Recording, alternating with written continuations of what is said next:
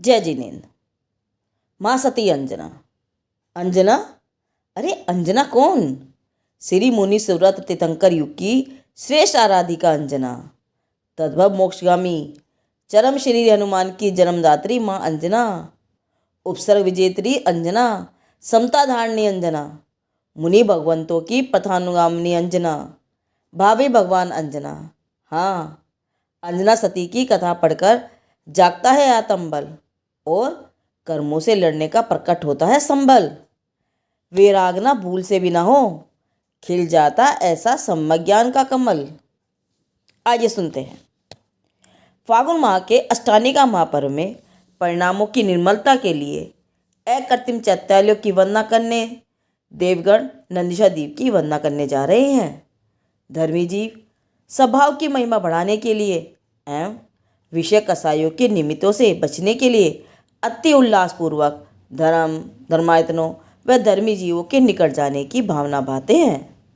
इसी पावन अवसर पर महेंद्रपुर के राजा महेंद्र ने अपनी पुत्री अंजना सहित भावों की कलुषता मिटाने के हेतु जिन बिंबों के दर्शन पूजन के अर्थ मन में अति उल्लास और भक्तिभाव से वंदना हेतु कैलाश पर्वत पर पहुँचे। राजा प्रहलाद भी अति प्रीति व भक्तिभाव से अपने पुत्र पवनजय के साथ वहाँ आए हुए हैं। वे दर्शन पूजन से निर्वृत्त हो गिरिराज पर घूम ही रहे थे कि राजा महेंद्र की दृष्टि उन पर पड़ी।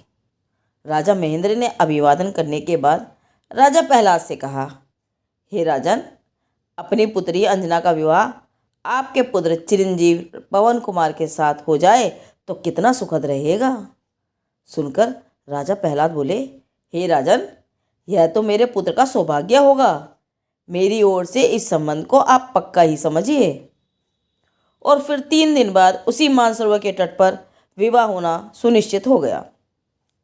कुमार पवन मित्र परहस से बोले, हे मित्र, 3 दिन का विरह मुझसे सहन नहीं हो रहा है। और रात होते ही दोनों मित्र गुप्त रूप से विमान द्वारा अंजना के महल में जा पहुंचे। जिस प्रकार विनयशील जिज्ञासु जीवों की धर्मानुरागी गुरुजनों के निकट उनकी वात्सल्य भरी दृष्टि की एक झलक से ही समस्त जिज्ञासाएं शांत हो जाती हैं, उसी प्रकार अंजना की मात एक झलक देखने से ही कुमार पवन की तृष्णा तृप्ति में परिवर्तित हो गई। तभी अंजना की सखी बसंतमाला अंजना से कहने लगी, कितना अच्छा नाम है पवन, सारे जगत से सांप बचकर निकल जाएंगे। वास्तव में वह भव्य आत्मा है। अंजना के झुके हुए नयन देखकर बसंतमाला पुनः बोली, अभी तो नाम मात्र के उल्लेख से लज्जावंत हो रही हो, पाप आ जाओगी तो न जाने क्या होगा। तभी ईर्ष्या से जली सखी मिशकेशी कहने लगी, तुम्हारा संबंध पवन कुमार से हुआ सो तो ठीक ही है, यदि विद्युत पर्व से हुआ होता तो बात ही कुछ और होती। मर्यादित प्रसन्नता में तल्लीन अंजना ने सखी मिशकेशी के अमर्यादित वचनों को सुना ही नहीं। यह सुनकर कुमार पवन सोचने लगे कि अंजना ने इन अमर्यादित वचनों का निषेध क्यों नहीं किया। जिस प्रकार जीव गुरुओं के अंतरंग वात्सल्य को नहीं परख पाते, उसी प्रकार कुमार भी अंजना के मन के समर्पण और गंभीरता को नहीं परख सके और उनके अहम की भूमि डावाडोल हो गई।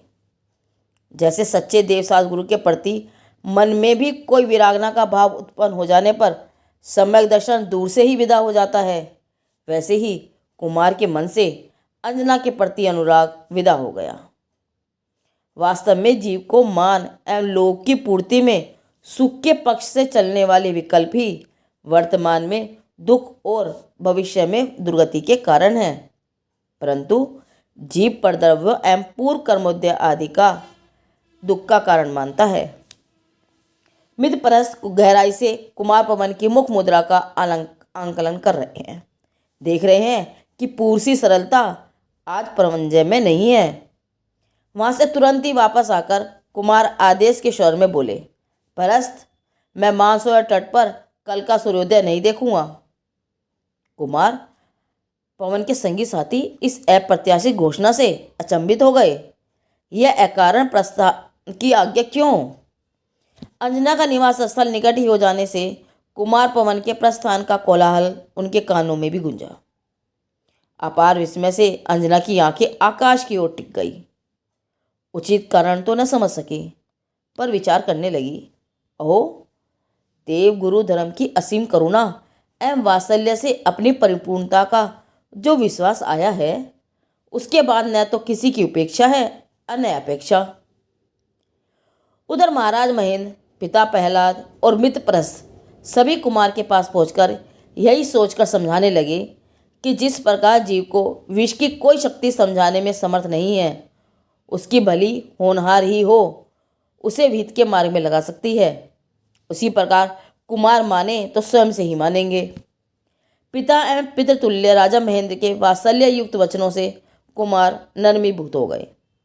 सज्जन पुरुष विपरीत विचारों को निर्णय के लायक नहीं मनाते, अतः गुरुजनों की गुरुता का उल्लंघन करने में स्वयं को असमर्थ पाकर प्रस्थान निरस्त कर दिया। परिणय की लगन तिथि भी आ पहुंची, प्राणीग्रहण की बेला भी आ पहुंची। परिणय संपन्न हुआ। दूसरे दिन दोनों राज परिवार दल बल सहित अपने अपने नगरों को प्रस्थान कर गए। आज का कथानक यही समाप्त करते हैं। महासती अंजना के भाग 2 में अंजना और पवन कुमार के जीवन के कठोर समय को दर्शाया गया है, जब पवन कुमार उनसे दूर हो जाते हैं और फिर भी अंजना संभाव, वैराग्य और आत्मचिंतन में स्थित रहती है। वह सिखाती है कि इच्छाओं का त्याग ही सच्चा सुख है और आत्मा में स्थिर होना ही मोक्ष का मार्ग है। यह कथानक आत्म साधिका महासती अंजना से लिया गया है, जिसके संकलनकर्ता ब्रह्मचारिणी शशि जैन, ब्रह्मचारिणी नीलिमा जैन, ब्रह्मचारिणी ज्ञानधारा जांजरी और अभिलाषा जैन हैं। जिनदेव की वाणी आगम वाणी।